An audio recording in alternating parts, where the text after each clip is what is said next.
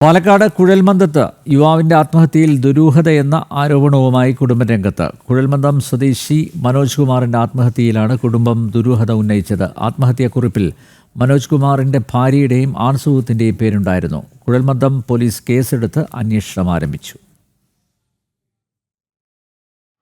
ദേശക്കാരൊക്കെ പണിക്ക് പോയ അവരവരവരെ പണി നോക്കിയ എത്രയോ കുടുംബങ്ങൾ രക്ഷപ്പെടും.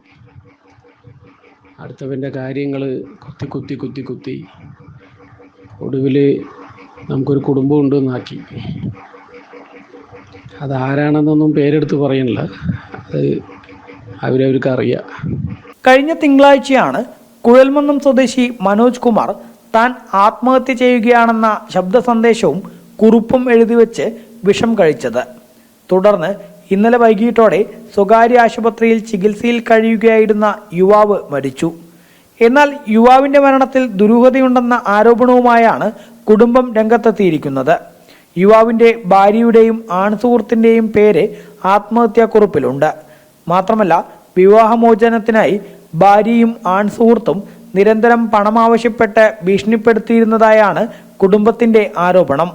സാമ്പത്തികം ചോദിപ്പിക്കുന്നത് ഈ വിനീഷ് പറഞ്ഞ പയ്യനാണ് ചോദിപ്പിച്ചുകൊണ്ടിരിക്കുന്നത്. വിജീഷ് ഭാര്യയെ കൊണ്ട് ചോദിപ്പിക്കുക.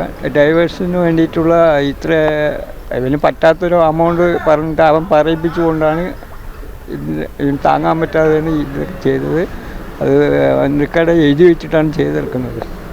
എന്നാൽ മനോജ് കുമാറിന്റെ ആത്മഹത്യയുമായി ബന്ധമില്ലെന്നാണ് യുവതിയുടെ ആൺസുഹൃത്ത് പറയുന്നത്.